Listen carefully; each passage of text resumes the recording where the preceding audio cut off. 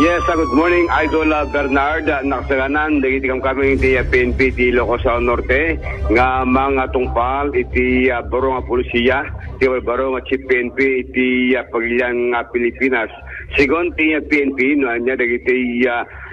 kayat iti kabarbaro nga hepe ket tungpal na kas iti prima tungpal iti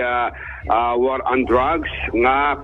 kinaduan iti matilimanen kanili usar iti droga iti bukod tay nga Pagilian. Malagi po iti kalabes ket naruwais dagiti tay natili nga drug suspect iti probinsya baben iti drug bypass operation ngem kuna ti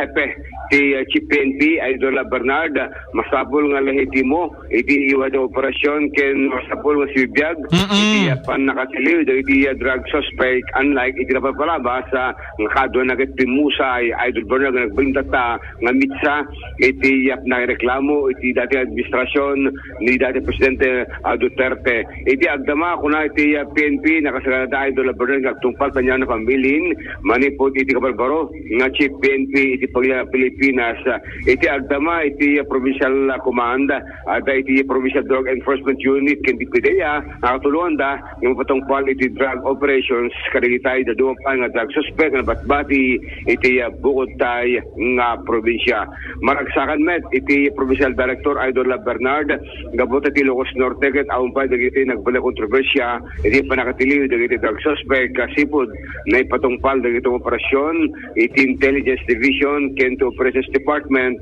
karaman iti PDEA iti probinsya ti Ilocos Norte ket ngasawen ang walakwada Idol Bernard ti baro nga paama iti nilang pulisya iti Pagilian nga Pilipinas.